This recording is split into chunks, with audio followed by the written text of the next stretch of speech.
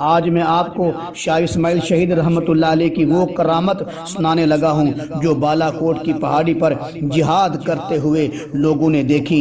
میرے پیارے عزیز بھائیوں، بڑی پیاری بات ہے، بڑا ہی زبردست واقعہ، توجہ فرمائیں۔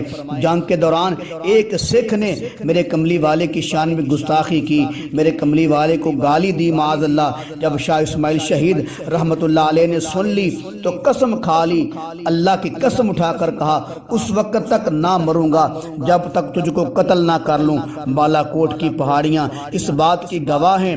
جہاد کرتے کرتے ایک سکھ نے شاہ صاحب کو پیچھے سے گردن پر وار کیا، شاہ صاحب کی گردن کٹ کر زمین پر گر پڑی۔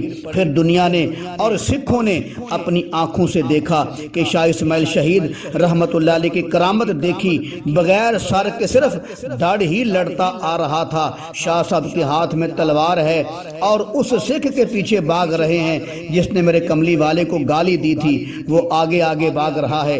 شاہ اسماعیل شہید رحمت اللہ علیہ نے ایک فرلانگ کے فاصلے پر خنجر کا وار کیا جو اس کافر اور گستاخ رسول کی گردن پر لگا۔ وہ سکھ وہیں گر کر واصل جہنم ہو گیا اور شاہ اسماعیل شہید بھاگتے ہوئے آئے اور اس کے اوپر گر کر شہید ہو گئے۔ سبحان اللہ!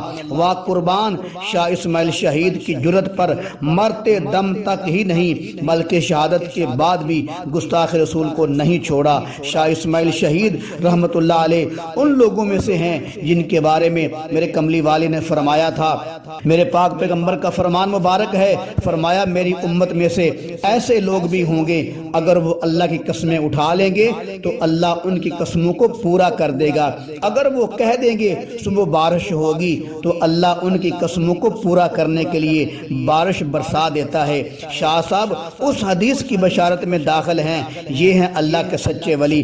آج بھی بالا کوٹ کی پہاڑیوں سے ان شہداء کے خون کی خوشبو آتی ہے۔